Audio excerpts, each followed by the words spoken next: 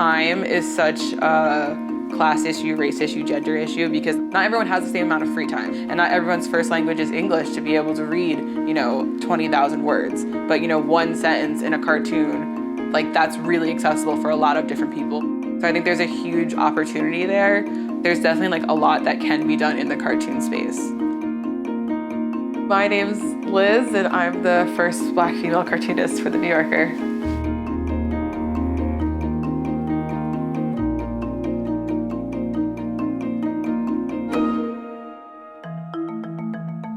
I originally first reached out to The New Yorker because I noticed that all the cartoons were white.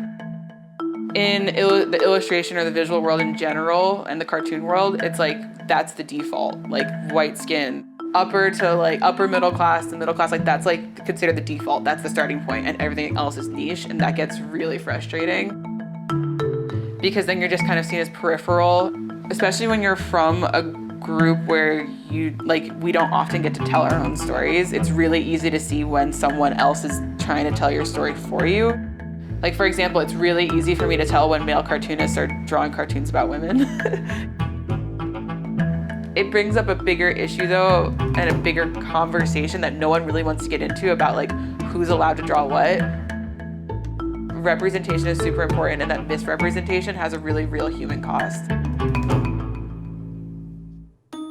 I mean, The New Yorker has an audience of millions, and it's a worldwide like brand. The first time was the March 11th issue. It was the Per My Last Email one. That was wild. I didn't actually think that it was, like, I didn't really believe it until I had it in my hands, because it was like, we started talking in November. I started submitting literally that night when she emailed me, and then it was a whole back and forth process. Like 100 cartoons later, like they purchased one, and then they purchased another one, and another one, and another one. You have to be as concise as possible, and that's really, really tough. Because you have to have a real mastery of the information. It's like extreme essay writing, but then you're able to have a visual component to it, which then expands certain things and then detracts on other things. I come up with a caption first. I know some artists do the drawing first. I'm a caption first kind of gal, because I think that I always just try to be as bare bones as possible. Because again, going back to accessibility, like I try not to create gendered characters, like I don't give them super gendered bodies. I try to make the environments as like applicable as possible so that it's not any one location or any one socioeconomic class, the way that I've seen in the past in cartoons, where it's just like hyper specific to the point where so many people are left out of the conversation. Everybody like brings their own has their own mental default, I guess, of how who the main character in the world is. And I guess since I am a Black woman in the world, to me Black women are the default for me mentally. So if that's my perspective, then that's the perspective that I also bring to my work.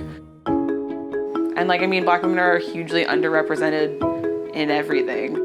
I don't take it lightly that I'm able to be in this space and represent my community, although that stresses me out to be oh, I'm representing my community. But I think it's really important for me to make characters that look like me and have experiences like mine. I don't know. I'm still trying to figure it out. I remember I had a really good conversation with Arem Duplessis, he used to be the creative director for New York Times Magazine and now is a creative director over at Apple. And he was don't feel like you have to be the Rosa Parks of cartooning.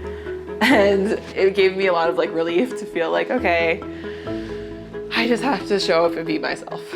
I hope. So that's what I just try to do.